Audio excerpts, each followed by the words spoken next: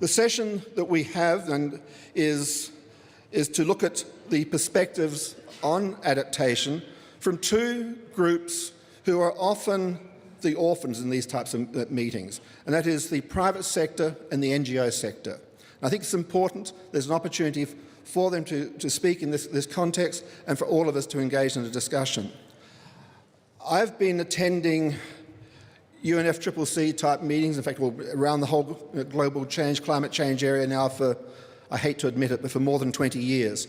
Now, after a while, sitting in some of those meetings, I think you get a little bit jaded and cynical at times, and I find myself sort of trying to create Gilbert and Sullivan type scripts, because sometimes that's the only way you can get through some of those sessions. And I've come to see the whole climate change area as something of a dysfunctional family.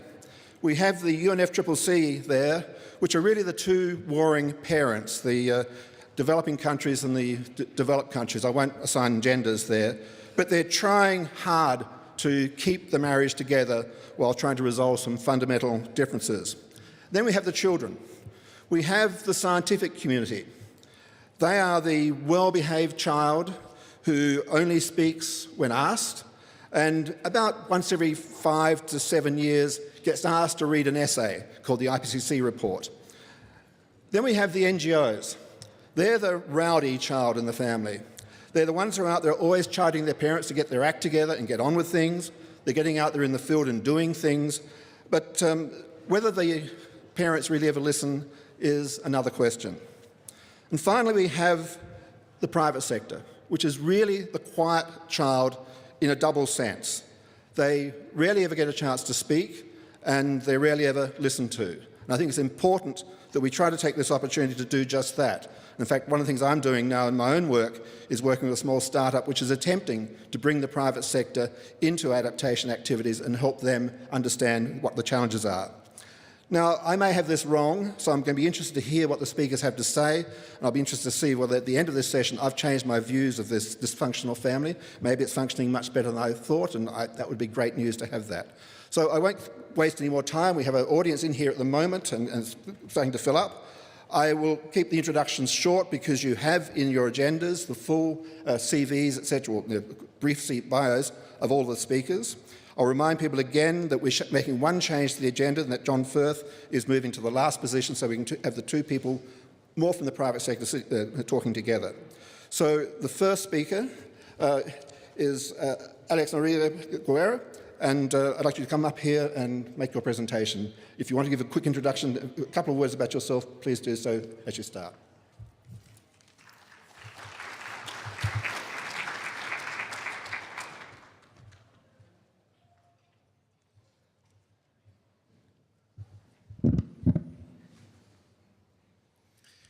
Good evening, everyone.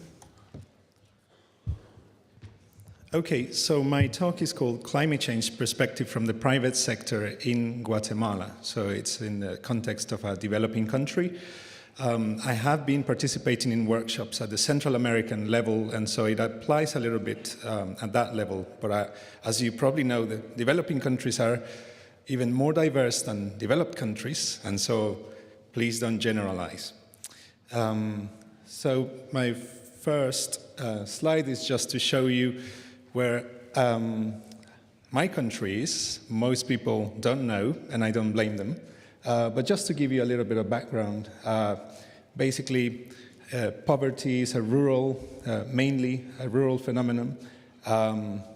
There's a distinction also, there's higher poverty in indigenous people. And then we're about 14 million people, and about half of them are, or half of us, of course, are indigenous. And we had a civil war from 1960 to 1996, and this is, of course, very important for vulnerability in the country. It has been recognized as one of the highest, of the most vulnerable countries in the world. Of course, the metrics of vulnerability is still an issue, but it's one of the countries that has been appearing as the top 10 in some lists. And so we've had impacts from various tropical storms and hurricanes and tropical depressions. And then the picture that you see at the bottom, it's just a normal rain in the rainy season, but don't worry about the Spanish, but it's over 1,000 people were affected, and that's sort of what we normally get in every year. And the figures you see from 2008 is just an example of what happens without tropical storms or any of the major events. So it is being significant. And so to start telling you about the perspective from the private sector, the first thing to stress is that it is seen as a reality. There are very few people who are skeptical about climate change. And I think in that sense, well, there is progress, or that's a good starting point. And then part of that is because climate events have caused significant damage and losses, and apparently with higher frequency. And it is seen as a threat to competitiveness and sustainability at the company level, at the sectoral level, and also at the national level. And so the private sector thinks that it needs to be an active stakeholder that needs to work with the public sector to face climate change for its own benefit and also for the country's benefit. And so I'm going to share with you, this is the organized private sector in Guatemala, and that's the medium and large-sized companies, but all of them national companies. They've been working in the past couple of years in this, what they call this environmental corporate responsibility model.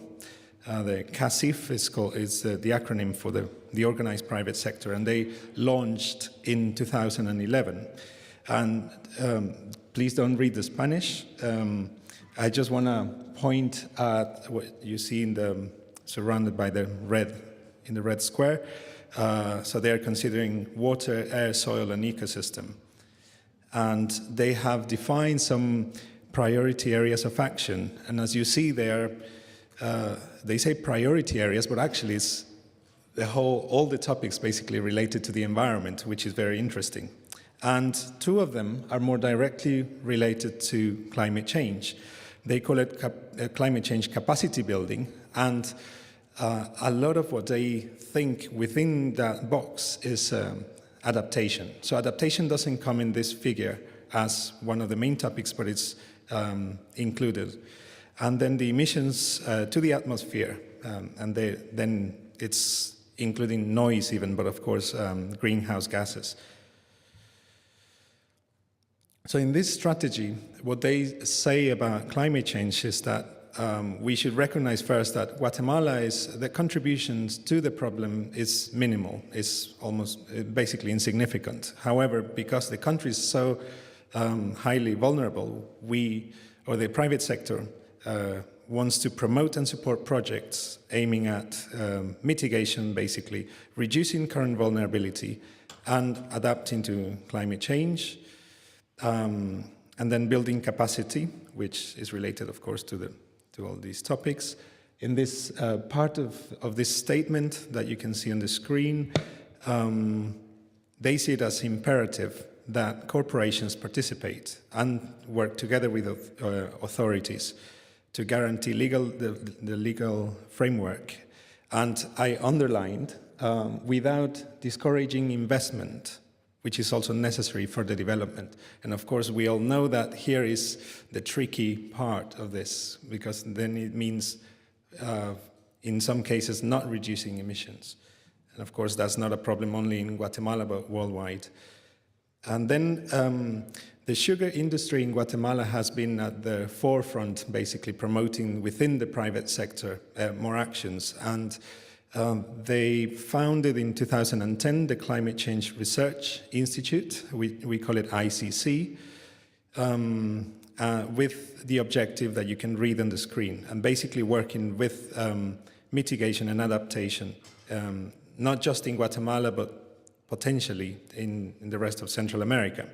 And not only helping the private sector, but also working with communities. I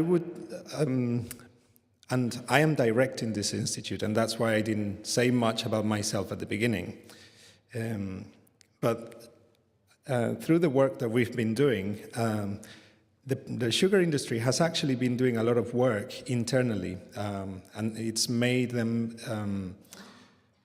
resilient, not just to climate events, but also in general.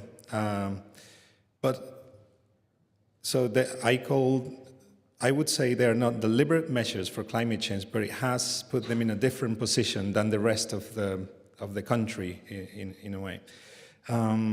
They have invested in sugarcane research. They founded the only private funded institute in the world, or fully funded by the private sector. Of course, with the aim of increasing productivity, but in the end, if we look at all the adaptation measures that we're seeing in the presentations here, they have been making progress on those. But through the Climate Change Institute, they are deliberately taking more steps, and not just for their own benefit. And some of our key areas of action: capacity building. You can see we've separated reduction of current vulnerability. We completely agree with the presentation by my Indian colleague this morning, saying that we are experiencing the impacts. So we don't need to adapt to the future conditions, but we need to adapt to present conditions. So we fully agree with that. Just to give you an idea of some of the main projects we're working on, we run a meteorological station network. It's in southern Guatemala, but we are starting to expand. We are doing some studies on capacity building on flood risk management, which is the main hazard in the country. We are working on restoring mangrove and riparian forests. We are also measuring the sugar industry carbon footprint, and that'll give us some insights on where to direct them, where to reduce emissions. We are analyzing and studying current and potential adaptation practices within the sugar industry and also with communities. And we're starting to work on also on water storage, which is a key area. And so this is my final slide, just to sum up. So the private sector intends to create and support actions to face climate change in the country and in the region. It is willing to make contributions, and I think this is a very interesting point, for those actions. So it wants to have an active participation. It asks for the right to develop as a country, not to be compromised. It believes that Guatemala needs foreign aid to reduce current vulnerability and to mitigate and adapt to climate change. So the challenge for us and for Central America is so big that we don't have enough resources, but we have some that we can put in. And finally, that it considers capacity building and technology transfer as essential to face climate change. And so that's our website, which was launched in English a month ago or so. So that's my presentation. Thank you.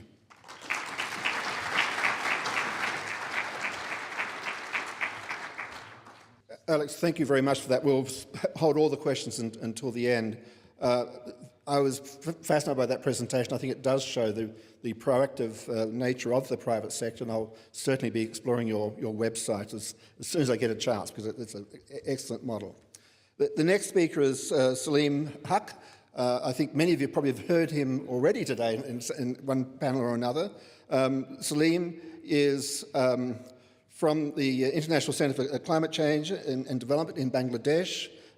He is one of these brave people who is moving back to his home country and he is doing things on the ground there and getting things moving. An example, I think, of someone coming from an NGO sector to a different NGO sector. So, Salim, please go ahead.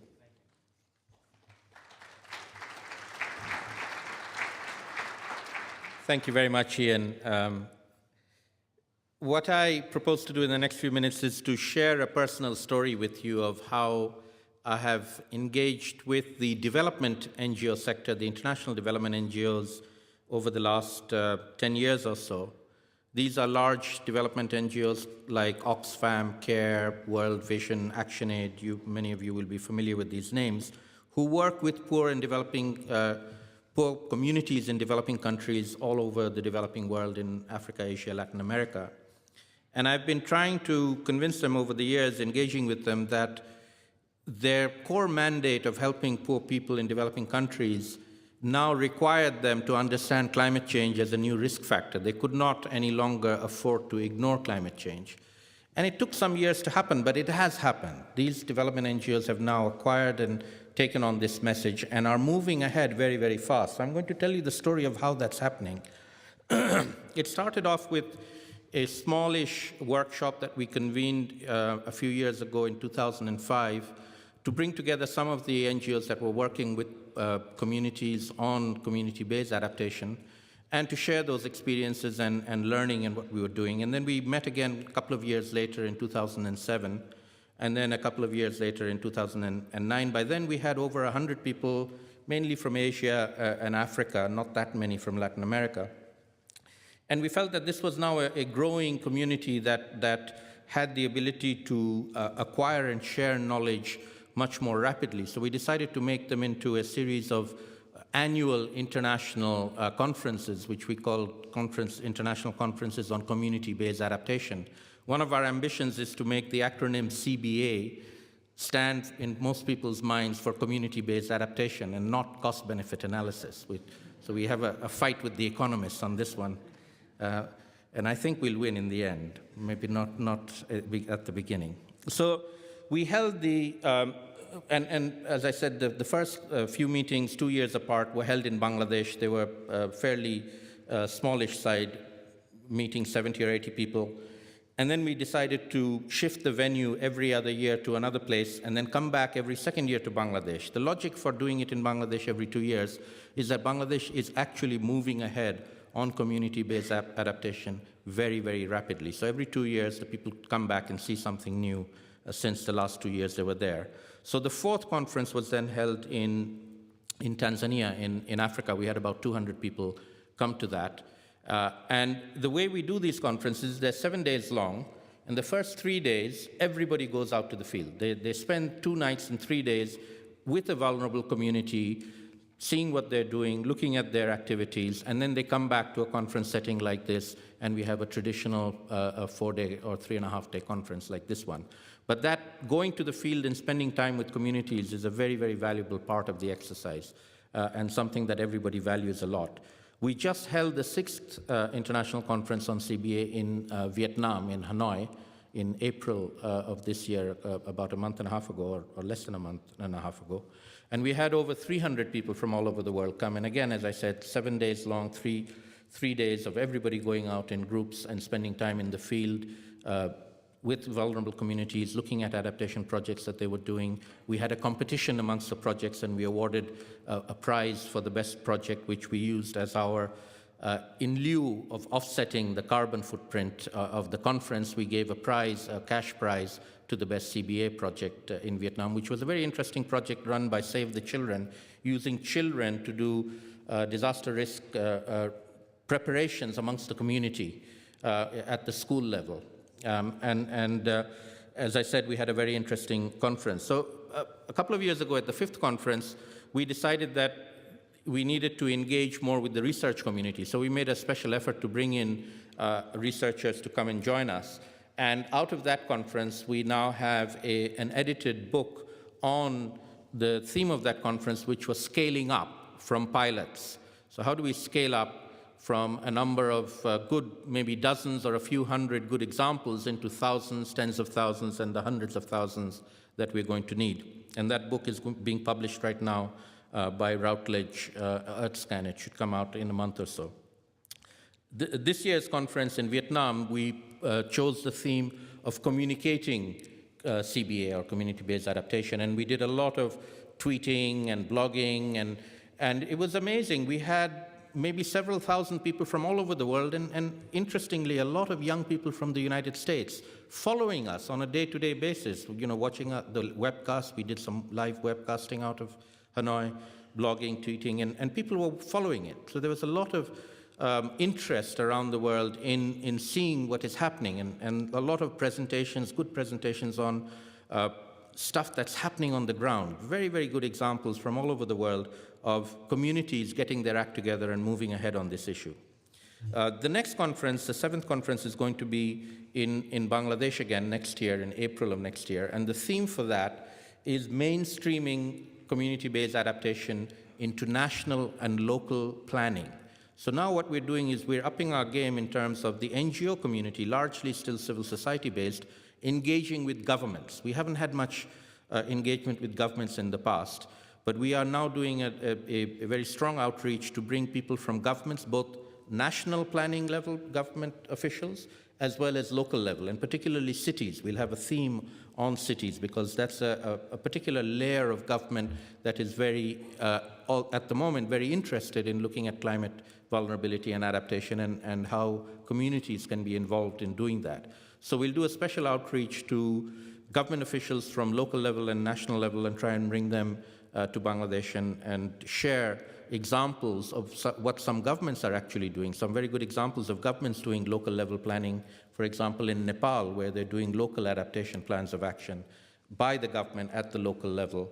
And there are other examples around the world as well at both national and local levels. So we want to now engage into getting the community-based adaptation approaches into national level planning. So governments start recognizing communities not just as victims, or vulnerable victims that had to be helped, but as actual agents of change who can make changes themselves and contribute to the national adaptation planning that is taking place at the higher levels of government. So one of the interesting things that has come out of this arena is a huge desire for information and knowledge.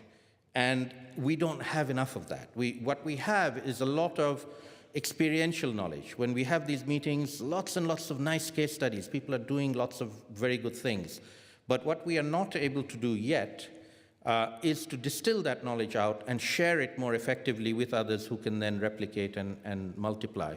And that's where I think the research community, particularly young researchers, have a big role to play. And I would like to make an invitation to all the academics and young researchers and teachers who have young researchers working with them to try and interest them in this community-based adaptation arena. If anybody's interested to come and do field work, doesn't have to be in Bangladesh, it could be in any of the other developing countries. We have a very good network of organizations around the developing world who are in a position to host researchers to come and help them extract the knowledge that they are gaining very rapidly on the ground. They're doing some very interesting things, but NGOs aren't very good at distilling that knowledge out and sharing it. So academics and researchers have a particularly useful role to play. And that's one of the things that in the adaptation arena is a challenge to all of us, is how do we bring practitioners and researchers together and facilitate the co-learning and share that with the rest of the world. Thank you.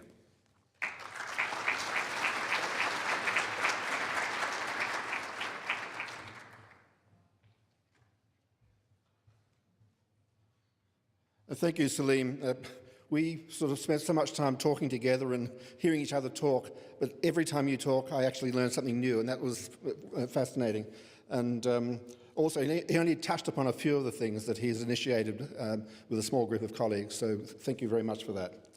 The next speaker is Steve Jennings from Oxfam International. Again, Steve, you please come up, and I'll ask you to, again, make a quick introduction to yourself or to Oxfam if you wish, so I won't go through your bio. Thank you.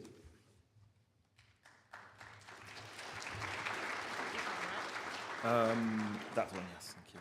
So, look, I'll make a very, very brief introduction. Oxfam is a confederation of, I think now 15 organisations working in about 90 countries across the world on humanitarian response and development. And so, look, this couldn't have been planned better. I've known Salim for several years, and he's just teed me up perfectly, because two of the things I'm going to talk about our government and knowledge and information. So hopefully there'll be a thread running through this. But what I really want to talk about is two things in the next few minutes. It's really the global picture of how humanity is using its natural resources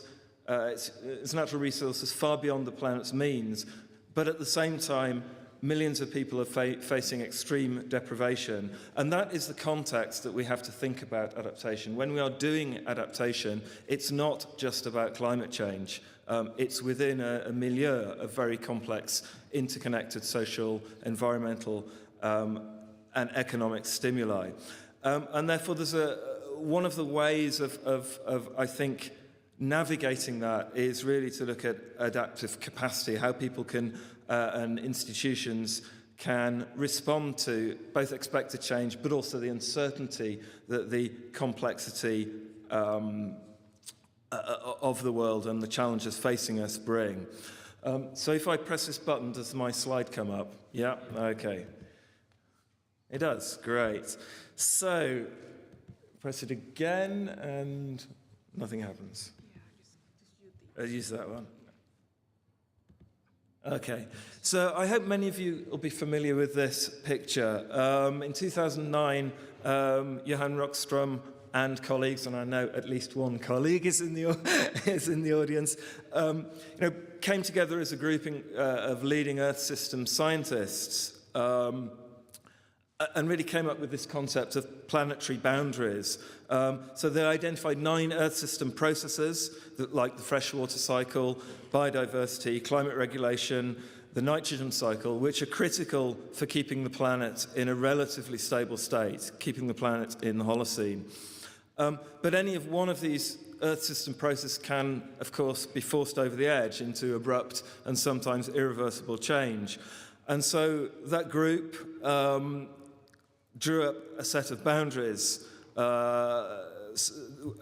beneath which were, if you like, the danger zones for each of those processes. And this they called the safe operating space for humanity. So the area inside the circle on the slide there is the safe operating space for humanity. But that space may be environmentally safe, but there's another question. It could be environmentally safe, but it could also be deeply socially unjust, many people living in poverty and facing extreme inequality. So how about adding to the concept of environmental boundaries by also thinking about social boundaries and adding that into that picture? So just in the same way that there's an environmental ceiling above which lies unacceptable environmental degradation, there is also a social foundation beneath which lies unacceptable human deprivation. The question is then, what should those dimensions of social inequality be? And we have to go back to human rights. That's how we, in the world of humanitarian response and development, have to go back to human rights. And identifying what are those critical human rights is, of course, at the heart of the debate about what comes after the Millennium Development Goals. People will argue, just as I guess there's a very vigorous argument about which environmental dimensions should be looked at, there will be vigorous arguments about which social dimensions should be looked at. But one early indication is what governments are putting forward in their submissions to the Rio +20 conference. And the top priorities that come out as 11 social dimensions, such as freedom from hunger, freedom from income poverty and energy poverty, freedom from gender inequality, ill health and illiteracy. So we can at least sort of say, for the time being, these are some of the important dimensions that we would use and measure to provide that social foundation. So between the social foundation and the environmental ceiling lies a space shaped like a donut, which is the safe and just space for humanity. And if economic development is to be inclusive and sustainable, it would bring humanity and keep humanity in that space.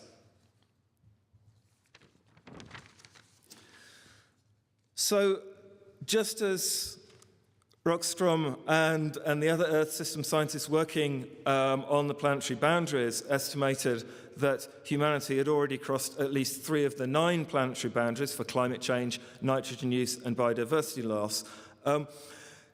Data for the social dimensions show we're falling below, and in some cases far below, the social foundation on each of those 11 dimensions. For example, 13% of the world's population don't have enough to eat, 19% live without electricity, and 21% live in income poverty. But there's a really fascinating thing here, that actually ending poverty doesn't necessarily mean more pressure on the planet. Meeting the calorific needs of everybody would take about 1% of today's food supply. Getting electricity to all would only add about 1% to global carbon emissions, and so on and so forth. So it's wealth and not poverty that is putting the planet under pressure. And it's in this context that we need to think about climate change adaptation. Whatever level you're thinking about adaptation, decisions are made, actions are taken as a result of all of these social and environmental pressures, as well as political and economic ones. And also there is no end point to adaptation. It's not, the climate just doesn't suddenly become stable in a new state.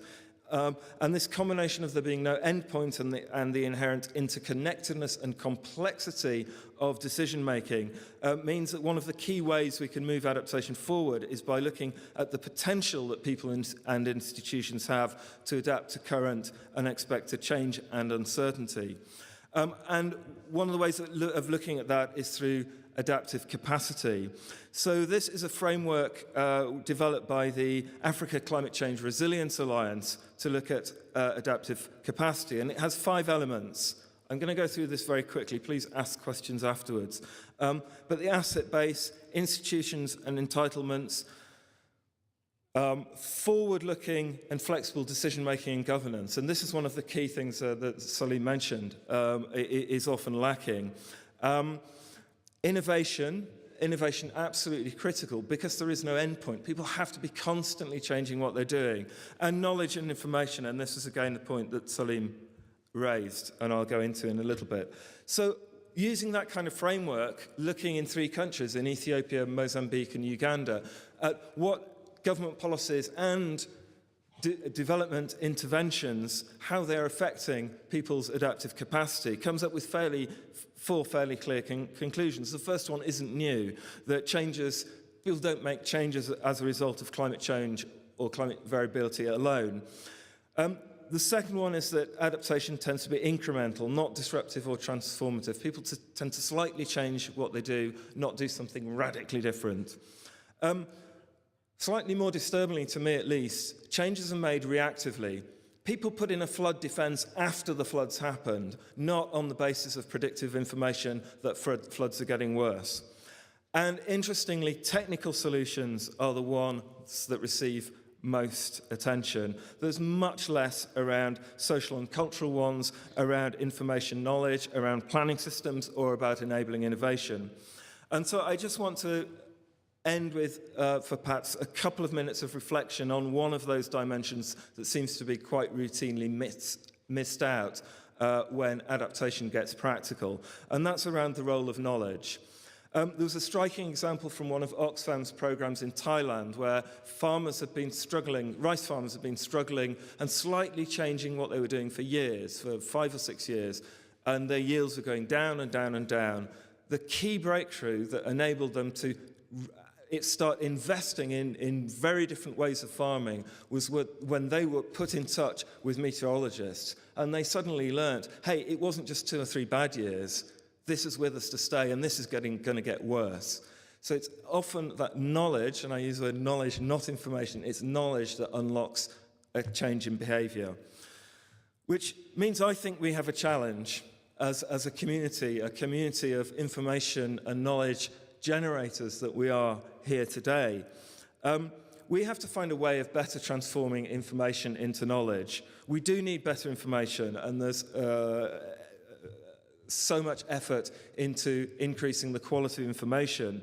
But actually, it's the knowledge that's really critical, because what local governments and communities end up with is information that is prescriptive, it precludes choices, it's often unreliable, of limited scope, it lacks analysis of medium or long-term consequences and meaning.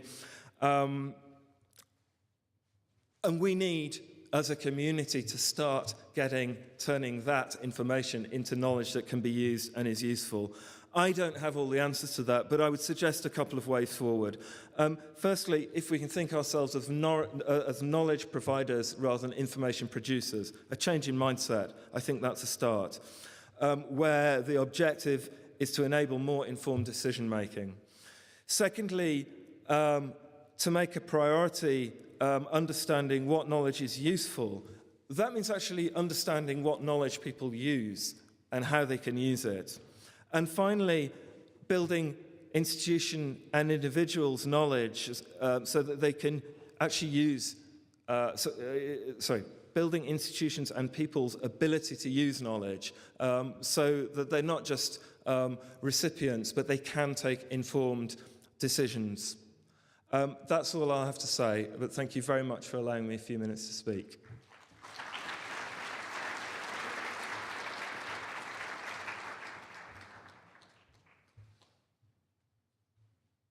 Thank you, Steve. That was a very modest ending, if that's all you had to say. That was, I think, actually showed why Oxfam has actually been so successful as an NGO, is that it comes from that incredibly solid conceptual base, which I think they communicate, and it does become knowledge for people. And I think that's one of the strengths there. So it's a very good example of what an NGO can do in this area. Our next speaker is Peter Schultz from IFC. Again, I'll ask Peter to introduce himself, or IFC, a little further if he wishes to, but we're now moving back again towards some of the more privately oriented speakers in the session.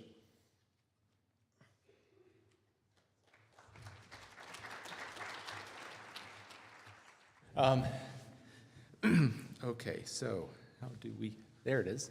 Okay, so that's me, the first name, and a bunch of other people, Michelle Colley, Ann Cho, Joe Costola, Randy Fried, and Fran Sussman, who are colleagues of mine at ICF, who all contributed to this talk that's really about challenges and approaches that we've used to bring climate adaptation into the business community. I'll start off with a picture of a report that Randy Fried and Fran Sussman worked on a couple of years ago. Actually, it was 4 years ago or so that they produced this report. It came out under the Pew Center called Adapting to Climate Change, a Business Approach. And what that report did was kind of lay out a process through which businesses can think about what the vulnerabilities are that they face and how they can begin to cope with them. And they developed this set of concentric spheres, and at the core, the inner sphere, is thinking about the core operations that are vulnerable to climate change. What are the physical assets? What are the production activities? What are the processes? What are the operations and maintenance activities that might be vulnerable to climate change and that would need to be reconsidered? And then the next sphere out from that is the value chain, going from, on the one hand, the raw inputs, the materials that are required by the business to make it happen, all the way through to the demand for the materials and services that the business provides. And then the third, the outer sphere, is this broader network. So it's the governance conditions, it's the regulatory conditions, it's the perceptions of the public and their interactions. It's a whole host of other things that might be considered to be secondary to the immediate value chain. So here I've got a slide that says a focus on mining, and so here on the next couple of slides, I'll talk a little bit about how some of these principles have been applied either explicitly or kind of by chance to a couple of different cases. The first is it's an ongoing study that we have right now with International Council on Mining and Metals, and you can see in tiny little logos there the representatives from these 20-plus organizations that make up the ICMM. Also talk about our experiences working with a large South American mining company, and also some work that my colleague Michelle Colley has done with Environment Canada, bringing together mining entities. So the mining industry is really sort of a perfect storm in terms of its potential impact from climate change. The industry is kind of underpinned by large fixed assets that are planned and built to last for a very long time. Those decisions are in many cases irreversible or essentially irreversible, the places where you choose to dig, the communities where you intend to process the materials. The scope of these companies is global. There are a couple of companies that we've worked with that have operations on every single major continent, and certainly between them, they cover most nooks and crannies where mining and metals activities are undertaken. And a lot of this is in developing countries, and the mining industry requires a lot of climate-sensitive inputs, huge amounts of water and electricity for processing the raw materials. One of the things that is intrinsic to the work of the mining industry is that risk management is something that they do in their sleep. They think about risk management at the level of the mine, trying to protect the individual workers in the mine, all the way out to protecting their enterprise, protecting their bottom line. And they do that through, in many cases, a very formal risk management process, which is a good thing for bringing in climate risks into that, because they already have a framework. You don't have to create something anew. It's there. It's just kind of adding one additional element. So that's in their wheelhouse. It's in their comfort zone. One of the things that kind of struck me is that we began working with one of the companies that I had on the first slide, and I thought that what they would be most interested in is the potential impacts on their core operations. It turns out that they're very interested in the impacts on the community, because in some places, like one mine that we were working with in northern Brazil, the mine is the community is the mine. You can't separate them. And so they feel a very tight connection to the community. So they want to hear about how infectious disease patterns might change. They want to hear how extreme heat might change and affect the community. They want to hear how too much or too little water won't just affect them, but how it'll affect the community.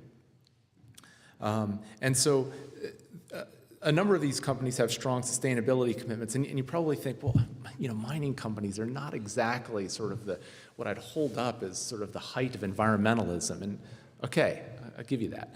But in many cases, they do have a considerable environmental ethic, and it's part of their business model. So in working with them, some of the external risks that came out that they really wanted to understand more are, so how might insurance costs change as we go through as climate change hits us increasingly? And we're hearing that the potential for coverage itself, just the fundamental coverage, has the potential to be withdrawn. We're getting pressure from stakeholders to disclose our climate risks. We, in fact, sometimes have to do some disclosure about climate risks as part of project financing. And sort of at the very sort of core of their being is their social license to operate. I think they feel that that's vulnerable, because they're on kind of thin ice, no pun intended, with respect to global warming, but they sort of realize that they don't have a lot of latitude to screw up, and so many of them want to try to do the right thing with respect to climate change so that they don't lose that social license to operate. Okay, I'll talk a little bit about some work that Michelle Cawley did, actually just before she came to ICF, working with the National Roundtable on Environment and the Economy in Canada. And she did a number of case studies looking at, so now I've jumped from the mining industry to a whole bunch of other businesses, and the business logos are just to the right of that report cover, which encapsulates some of these case studies. And they developed a typology for sort of where these businesses fall after doing these case studies. And it goes as follows. On the left side is those companies that are really focused at this stage on kind of just understanding climate change, raising awareness within the company about climate change. In the middle, the green wedge is those companies that have moved on and are beginning to really assess and manage risks and opportunities for parts of their portfolio. The blue wedge is those companies that are building out climate resilience across their enterprise. And in the center there of that typology are those companies and many of them do this, so it's kind of weird to just put a couple in this, but those companies that are really focused on working in partnership, both with other businesses and with governments, to try to solve problems by increasing the availability of knowledge to address the problems and develop best practices.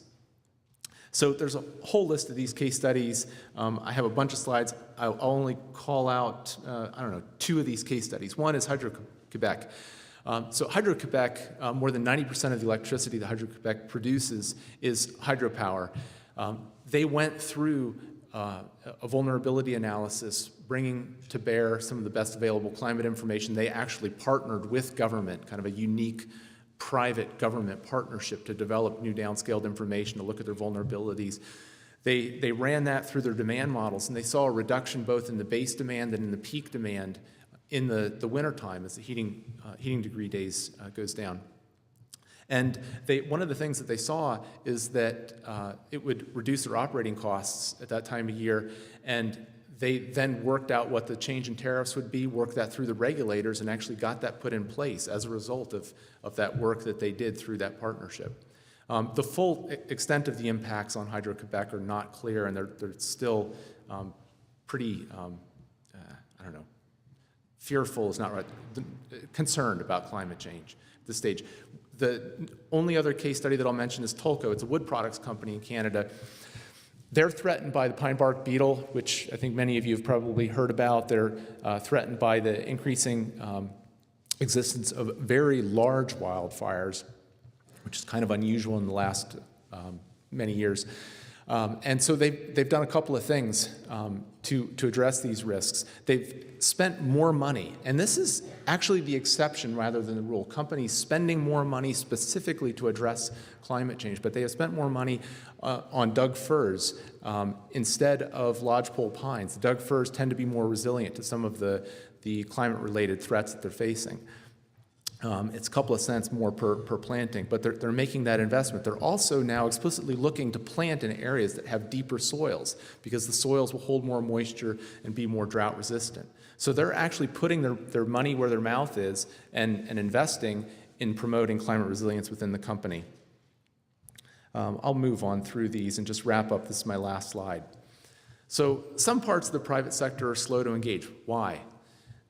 Part of it is just skepticism about climate change. And I think this is my own personal view, and my colleagues don't necessarily share this, but I think it's out of fear of regulation. And we see that in some places. I think many of you have probably experienced that or heard about that. Cost.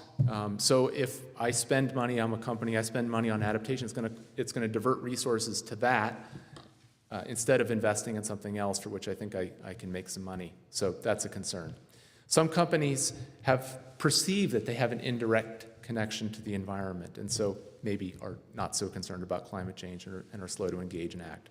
And fourth is a concern about exposing vulnerabilities, proprietary risks that they think might decrease their competitiveness. And this is something that we've seen.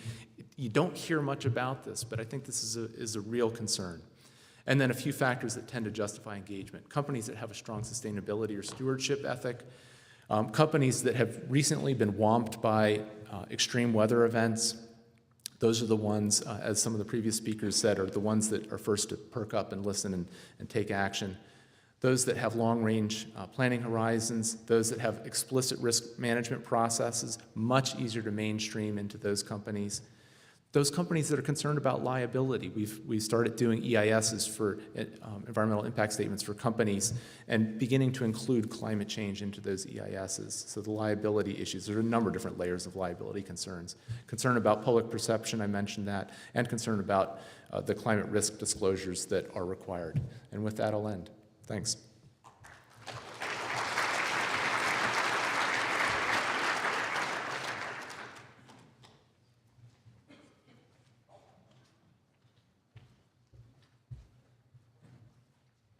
Thank you, Peter. And I think, again, you showed the diversity of positions within the business community, and also, I think, exposed some of the extra thinking we have to do about this process. I mean, the issue of disclosure. I've come across this also in some of the dealings I've been trying to have with the business community. I know it's a real concern and something I think we have to take into account in any of our international negotiations and national efforts. Our final speaker is John Firth from Acclimatise. And again, I'll ask him the same things, if he'll introduce himself and his firm. Thank you.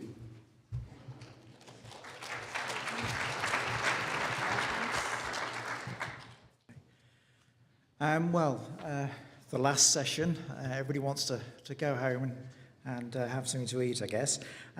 Thanks very much for the introduction there, Ian, and for the other speakers. And I'm going to perhaps echo some of the comments that others have said, particularly Oxfam, and actually pick up on some of the points that Peter mentioned as well. I'm an economist. I've had 28 years in the private sector, mainly with a UK water company, so I've come from the private sector. But I was also the strategic planning manager. And one of my main responsibilities was thinking about what's on the radar screen for a company with large fixed assets that once we design, put in the ground, may be there for 100 or even 200, even possibly 300 years in terms of sewerage systems. Who knows?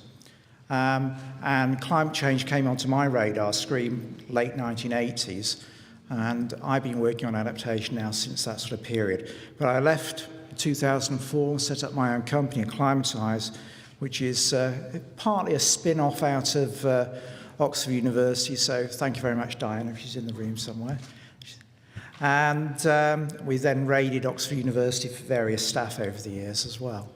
Now, I just wanted to just go back. This slide on logos, it's not a plug for the sort of client base we have, but what it's trying to point out is there are an awful lot of organisations now beginning to very seriously think about how does a changing climate affect them as an organisation. And we're working across the world. We've worked in just over 40 countries now. We're working with governments, working at national, regional, city level. We're working in the developing countries. We're just preparing the Kenyan National Adaptation Plan, for example. But we do an awful lot of work with the financial services sector and with the private sector and some of the biggest companies in the world. There are some companies I can't put on here, and the reason is because they see climate change in terms of the way a changing climate will affect them, in terms of their whole value chain, as big risk. And under the way companies are set up, you have to report risk to your shareholders first. You can't report it anywhere else. So some companies don't want us to tell you who we're working for, and there are some big names up there as well. So it just shows that the private sector, echoing Ian's words about sometimes they're the quiet child, actually, in some cases, they're just getting on with it. Now, I'm not trying to say that all the private sector is good, because clearly large portions of it have still got an awful long way to learn in terms of environmental sustainability. But there are some good news stories out there, and I just wanted to pick some of those up. The issue is that when you look at companies that are beginning to get this, they're understanding that a changing climate is a core business risk. They're recognising that climate change is underway. It's a now issue. It's not a future issue. It's now. And picking up on one of the panel sessions earlier on this morning, decisions based on historic climate data are no longer robust. You cannot build infrastructure on the basis of previous historic data. And increasingly, companies are recognising there's an impact on business performance. What is very, very interesting is, though, it's not just the companies themselves, it's their interaction they're having with governments, with investors, with their banks, and with wider stakeholders, not least some of the NGOs and their insurers, all of whom are developing their own climate change adaptation policies. Companies themselves are beginning to understand they have to start to engage in that process. And what they're beginning to realise is that it has to be part of their core business risk processes. And companies are very good at risk management. And in fact, there's an awful lot of transfer of knowledge that take place between companies on risk management and governments and organisations and NGOs and even communities, particularly in developing countries. One of the things I'm going to mention a couple of times going forward in this presentation is that the financial services sector and that interrelationship between private sector is particularly important. So companies are recognising that corporate value is at risk. We're seeing it in terms, if you look at the top left, we're seeing it in terms of extreme weather events and insured losses. Of course, that doesn't tell the story of uninsured losses. The bottom left, looking at the work that SEAT are doing in terms of impact on coffee yields, for example, in Mexico, a very direct relationship with the work that Starbucks or any of the other coffee producers and even retail companies, they're beginning to realise there are key sensitivities for them.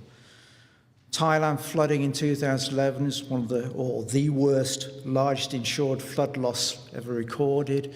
What was so interesting about Thailand was that so many companies actually thought they diversified their risk in terms of their supply chain on semiconductor production by actually having 2 semiconductor producers in the same country. The fact they both got flooded out didn't really help them too much. But that sort of issue, companies are beginning to realise that supply chain risks are a big problem. And what the really interesting story about that is we hear time and time and again that the developing countries are most exposed. Yes, they are in terms of their vulnerabilities because they're already at stress, but if the developing countries hurt because of climate change, so much more will the developed countries, because the economies, the developed world is totally dependent on the developing world. That's where the natural resources come from, that's where outsourced production, and increasingly that's where the markets are. So when Thailand flooding took place, semiconductor production around the world collapsed. Also car parts, Honda manufacturing plant in Britain closed because it only carried 3 days stock. So straight away there was an impact on the UK economy. And here in the US, obviously we've had the record drought in Texas with an impact on the agricultural sector of over $5 billion. So clear now risks. But what we forget actually is the private sector is also about providing solutions. Most of the world's economy is totally based on the private sector, even though a lot of it may be quasi-government in some cases, but it's the private sector. The economy of Kenya, 92% of it is derived directly from the private sector. So when we're talking about climate change solutions, adaptation and resilience building in Kenya, you cannot not include the private sector. But some of the interesting things about the private sector is actually the private sector, particularly in terms of director responsibilities, is actually already geared up to take this into account, but it doesn't quite realise it yet. If you just take the UK Companies Act, for example, directors have legal obligations to have certain duties. And all of these I can write climate change into. And so eventually will lawyers. So the legal responsibilities on directors will change over time so that they will have to take climate change into account. We're also seeing a change in regulatory landscape. And again, it's been very interesting to see the effect of the UK Securities Exchange Commission guidance note on materiality of climate risk. And already through the work of some of the main institutional investors seeking shareholder resolutions, even though those resolutions may not have been approved, it's been enough to cause some companies to change their practices and actually start to look at this in a much wider area. We're seeing investors, though, particularly start to ask for more information. They want more disclosure, and they certainly want more tools to be able to understand what those issues are. And down the left-hand side, there's a whole host of organisations now that are collecting information on not just on mitigation, but also on physical risk. And it's very clear when you see a chief investment officer from one of the biggest pension funds in the world talking about we need more and better information about how companies and their assets will be affected so we can make informed decisions about our allocation of our long-term capital. Now that's a clear message to board-level directors that if you don't get your house in order, we have the potential to move our capital on. Now, there are lots of examples of corporate best practice, and actually Peter's just stolen a little bit my thunder because the work that, so one of the examples I was going to give, and I'll skip the slide, was the NERTI work, because that was when Michelle used to work for Acclimatise before she left to join ICF. So thanks for the plug, Peter. But in terms of corporate best practice, there are lots of examples, though, of companies getting it right, not across the whole of their business, but across part of their business. And I'm going to give you a couple of examples now. I'll skip the NERTI one. We're doing some work with Oxfam America at the moment with something called their PREP program, which is a program on building resilience and environmental preparedness. And it's working with some of the biggest companies in USA and Canada. And we're looking at how businesses interact on climate change in terms of their value chain. You don't talk to businesses, and they don't want to hear about 2 degrees C. It means absolutely nothing to them. What they want to hear about is how does a changing climate affect their distribution? How does it affect their sales? What does it mean in terms of stakeholder expectations? What does it mean in terms of operating conditions in their factories? And so what we're doing with Oxfam is thinking about that and explaining what a changing climate means in the context of those value chains. We split it up into 3 areas. So the primary activities along the bottom is very much what happens inside the factory, in effect. Think of it that way. The next level up is those activities that the company's involved with, but that are outside. So, for example, community and ecosystem resilience, and community is very important for companies. And thirdly, the area of support resources and business environment. So it's splitting the value chain across that. So watch for this work in the next month. It will be published very soon. I just want to 2 last slides now. One is multilateral development banks are pretty key in this process. Multilateral development banks are not just about providing funding for developing countries and it going through to governments. Multilateral development bank funding is a catalyst for private investment coming in as well. A lot of multilateral development bank loans end up back in the private sector in terms of funding development. I want to mention 3 banks, particularly the World Bank, in terms of the work they're doing and thinking about how do you integrate this into lending decisions, and my last slide's about that. The IFC, which has a very much more commercial stance, it's the commercial part of the World Bank. Its performance standards, which are set the pace for the Equator Principles, but they also set the pace for many of the commercial banks around the world in terms of their standards, now enshrine the concept of adaptation.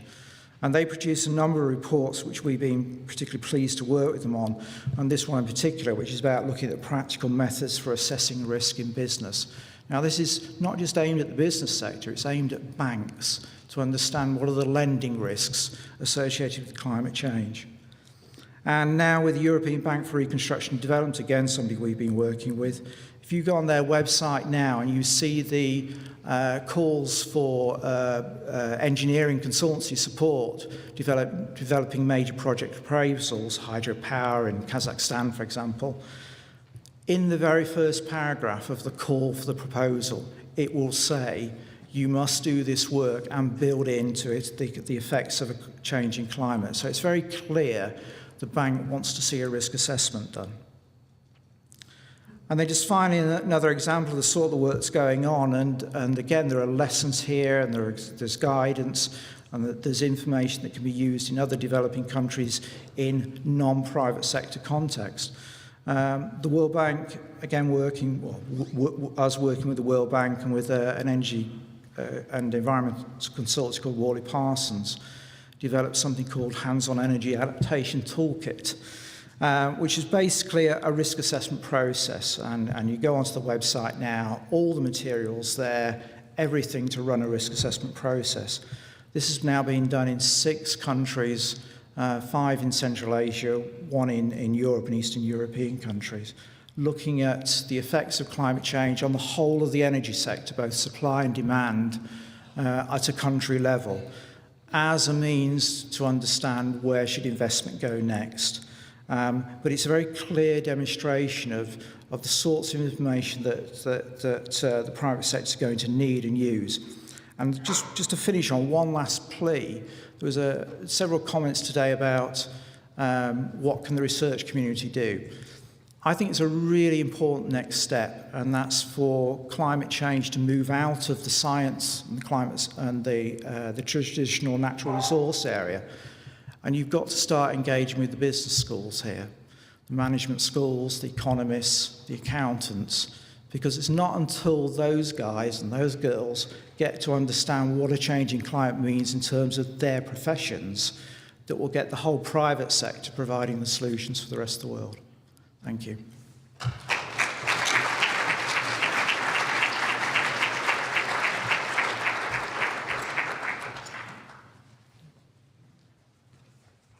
Thank you. I just ask all the other speakers come up to the table up here. And thanks, John. We got to that word. I think we showed the interconnection, actually, of the whole business community, not just staff moving from one speaker's organisation to the other, but also the link through the supply chain, the link through the value chains, which I think is incredibly important. And it means that a company which thinks it's actually immune from climate change can suddenly find that that was not a right assessment. We've got a little less than 20 minutes to go. I know that if you're going to ask questions, you're going to need a microphone if people at the back are going to hear you. So I'm going to ask, just before we go to the questions, I'm going to ask the panel one question myself. And Salim knows about this. He's volunteered to go first. The others will get a little bit of thinking time while Salim talks. But we have essentially two groups here, the NGOs and the private sector.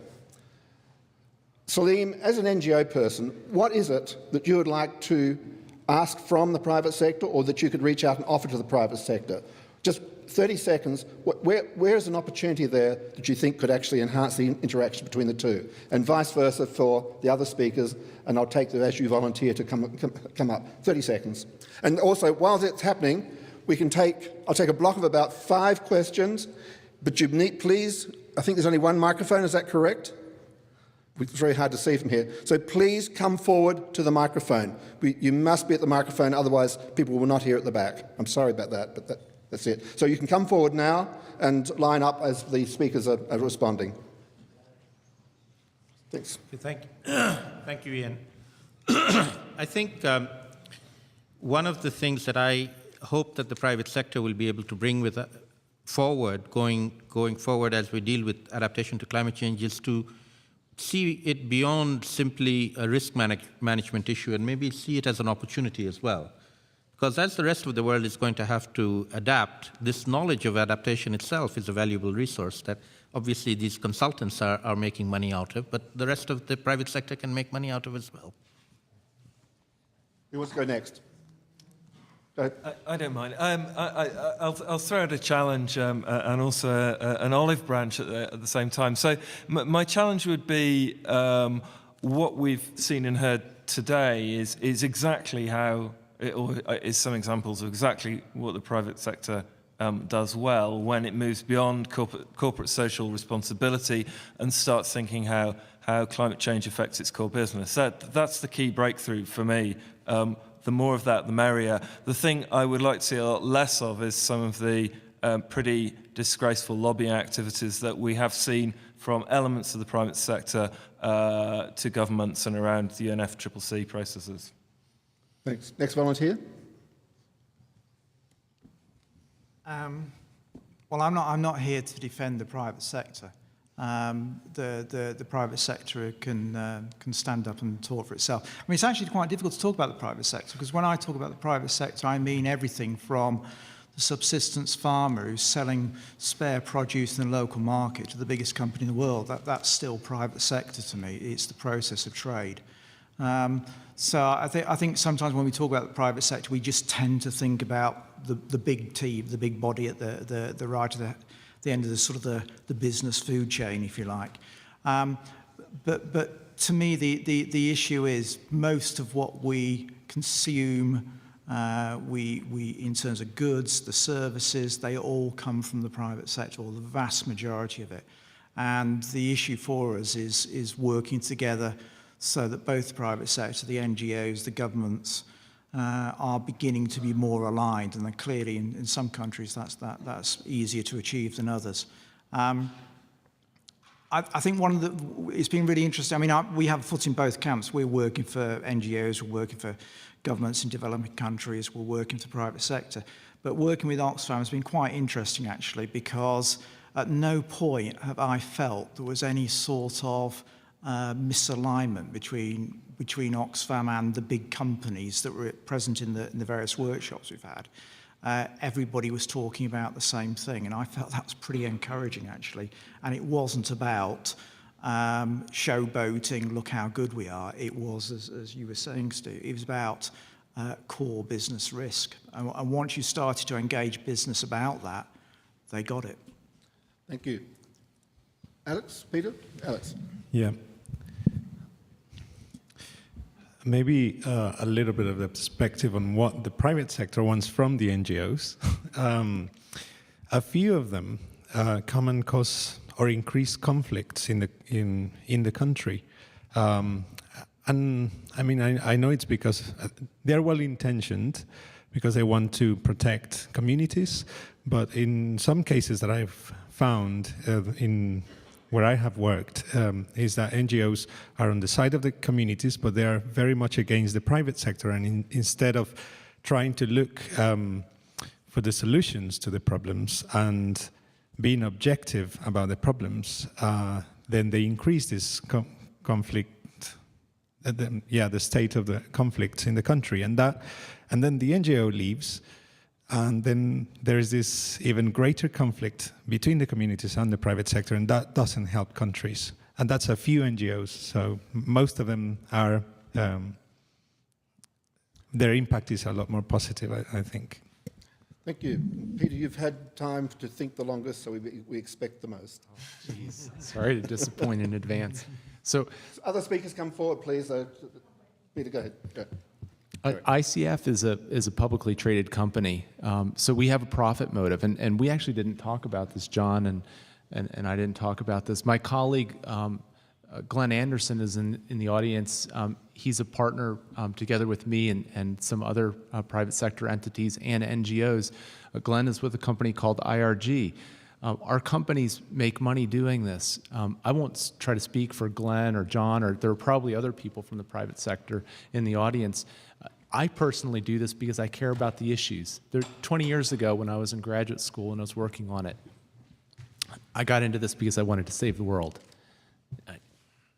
It's corny, but I feel like the place where I can do that most effectively is in the private sector. So there are good, myself accepted, there are good people in the private sector trying to do the right thing. And I guess my plea is, give us a chance. There are good people who are working hard, who are smart. I feel blessed to be working with colleagues like Glenn and like John. It's a great environment to work in, and in a way, it's kind of freeing to be in the private sector. It cuts through a lot of crap. Having been in the public sector for a long time, you don't count angels dancing on the head of a pin, because if you did, you wouldn't get paid. So it's very task-focused. It's a great place to be in and to do work that's helping people on the ground. Well, thank you for the panel. I think we could actually get a good debate going just with this group. But please go to the audience now. First question. Thank you. I'm going to talk very telegraphically because I don't know how to put everything together right now. But businesses have at heart shareholders' interests. NGOs have at heart NGOs and society. And society has at heart society. How can you put the three things together when this has never happened? Also, you can go and see the mining companies in Mexico mining the way that nobody would be environmentally proper, you see. So I think that this is a problem. It is still a problem to find ways in which society, businesses, and NGOs can, the three, be better in the future. As the things are right now, I think I'm listening to theory. It's a theory more esoteric probably than the theory of climate change. Thank you. Diana, is there any other questions? Can I answer that one? Just wait, we'll just get a couple of questions. Sorry. My questions are pretty straightforward, and it comes actually from early discussions with Oxfam in Oxford and also with Acclimatize, and it's the question about uncertainty, particularly with the projections of how precipitation will change.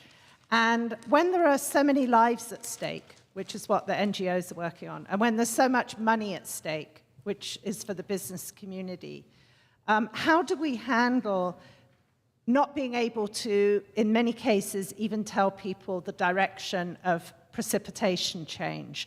Because I sometimes feel as though both the NGO sector and the private sector thinks the climate scientists know more about how things are going to change than we actually do. So I wonder if anybody could reflect on that.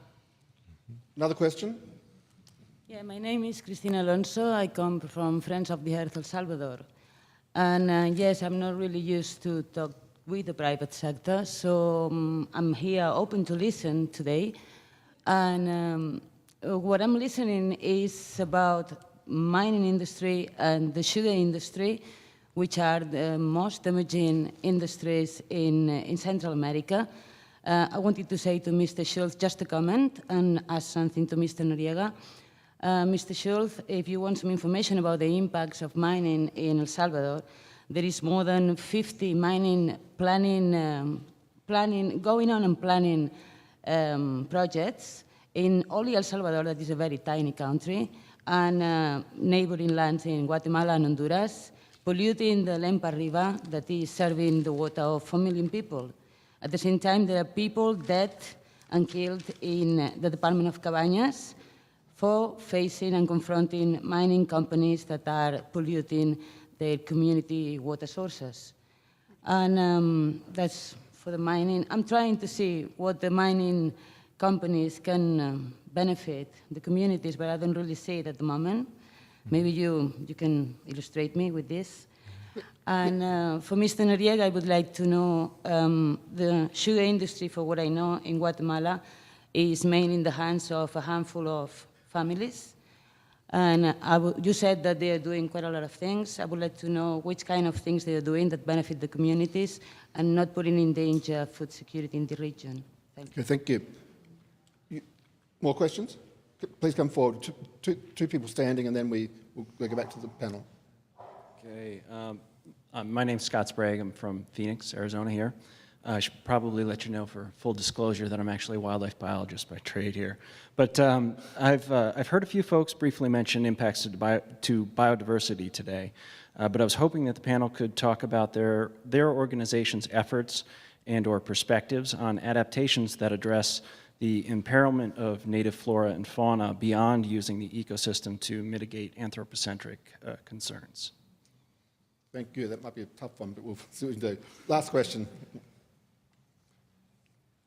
Thank you. I'm Ben Wisner, and I'm with the Aon Benfield Hazard Research Center in London, and also the Global Network of Civil Society for Disaster Reduction. My question is whether the panel would accept that you need to refine more carefully the distinction between NGO and private sector. It seems to me that the talk has been kind of rather loose, and that in fact everybody I see on the panel at the moment have much more in common than very large multinational corporations. Your business plans, your organizational culture, Oxfam is probably much more like some of the smaller companies that we see represented here than, say, Halliburton, who already had an office in Mtwara in southern Tanzania even before Tanzania's vast national natural gas deposits were announced. I find it ironic that we're meeting here just 2 weeks before the African Oil and Gas Council meeting in Paris, where undoubtedly huge corporations are going to show up with large suitcases full of $100 bills to begin to secure their contracts and their leases. This is what we're up against, gentlemen. And I don't see any of you as participating in that greed and that corruption. I think you have a lot more in common than those large corporations. And I think we have to be clear that what is destroying this planet and driving small, ordinary people to the wall is global capitalism and these large, large corporations. Thank you. Thank you. We have quite a range of both questions and statements there. We're running tight on time. We're a couple of minutes late in starting. I hope you don't mind if we go to 6:05 or thereabouts. So I'll go back to the panel. I'm going to ask each of the panel to respond to those questions or statements that they feel they can best respond to. Please, 2 minutes each. I'll have to try to keep us to time, otherwise we'll run very much over time. Excellent questions and statements. I'll throw it over to the panel now. I think, can we start with you, John, this time, and run down the line? I'm just going to ask a quick question. One of the first questions about, will the private sector really be the saviour? Wasn't really suggesting that. But can I just take a quick straw poll? Can everybody in this room put their hand up if they've got a pension? Who's got a pension? All right. Well, your pensions are in these companies. All right. And you're an activist. Your role is to start talking to your pension fund about how it should be making its investment decisions. That is what some of the investment companies are beginning to realise. So that's one message for you as to how the private sector will change. It will listen to that activism. The other thing, there was a question about uncertainties. Many parts of the private sector deal with uncertainty every single day. In fact, the measure of a good business is the one that manages uncertainty incredibly well. That is how there are some transferable knowledge issues about how you manage uncertainty and then still make a reasonable and a good decision. And I think there are some knowledge skills that can be transferred out of the private sector, back into governments, back into NGOs, even the way back down into communities, that can actually help decision making.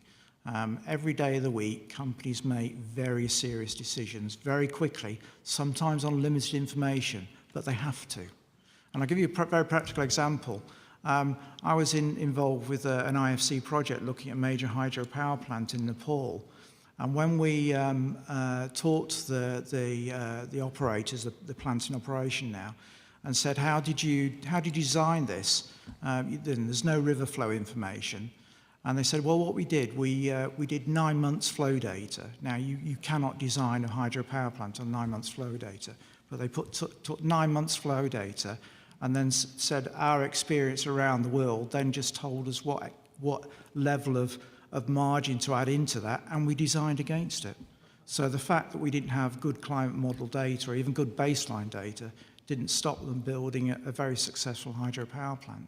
Now, it's that knowledge that we can use back in the wider level society to help us build resilience. Excellent. Steve, you ready to go? Yeah, I'll carry on sort of giving my perspective on the uncertainty question. I think, Oxfam is in a similar situation. We work in a lot of countries where frankly, whatever climate change information we have, we're working in an environment where a large uncertainty might be whether there's going to be a war tomorrow or not. So I guess to answer your question, I think it's about extracting what useful information which has a reasonably high degree of certainty, and using sort of robust decision making, sort of based on scenarios for the rest. But it isn't easy. It isn't easy. And we don't always get it right. But as in the example we've just heard, I mean, we just do have to make decisions. I think on the issue of sort of NGO, government, private sector, I mean, I can only apologise if this session has sounded a little bit theoretical. The reality is that in the family that Ian mentioned at the beginning, most of the world's population do not have a government which is both willing and able to look after their human rights and afford them a decent and living. What, however, almost all people in the world are businessmen in some form or another. They're buying or selling things, even if it's just a few sacks of corn every year. So this is not really a theoretical relationship. It's one that is lived every day. So I would say from Oxfam's perspective, on the one hand, we work with hundreds of thousands of small-scale farmers around the world who buy and sell into markets. And we also have a small number of relationships with large companies like Unilever, where we are working together to look at how they can change their core business practices so that smallholder farmers can get into their supply chains on equitable and mutually beneficial terms. So this is real stuff, this is practical stuff, and I'm sorry if we haven't been able to convey that in our presentations. Thanks, Steve. Alex?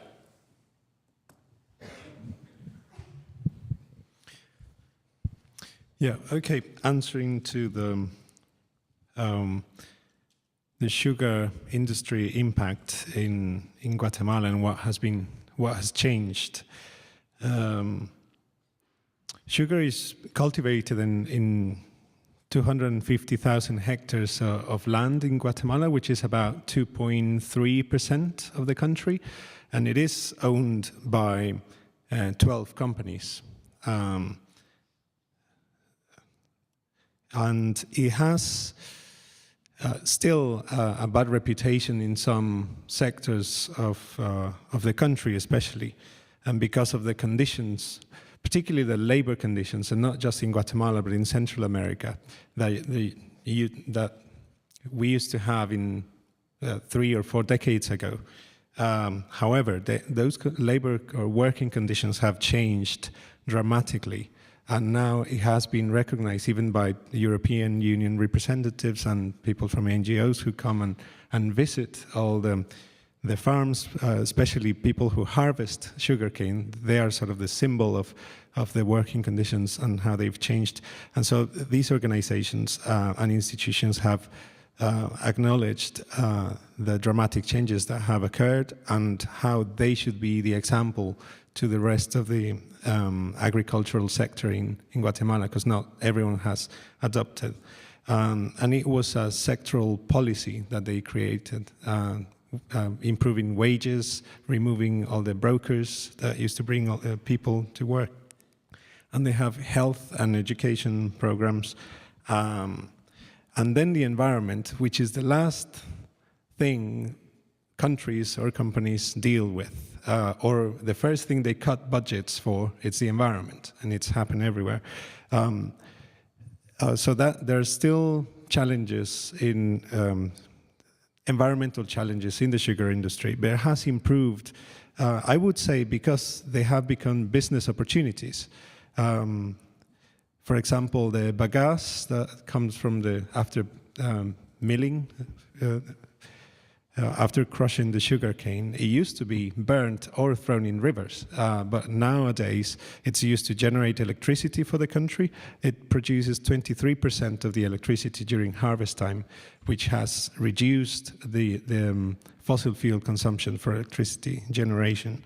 It's the same with some of the molasses that used to be also discharged into rivers, and now alcohol and fertilizers are taken from that. So they have, environmental conditions are improving, mostly because they have been business opportunities. But now with the research center, one of the tasks that they have asked or they have given to us is to find solutions for particularly the impacts that the sugar industry is having on communities.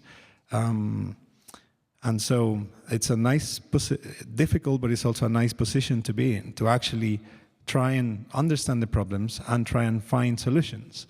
Because we are very good at criticizing, but we are not as good as finding solutions. And that's sort of the big challenge that the Climate Change Research Institute has, and that we want to try and do.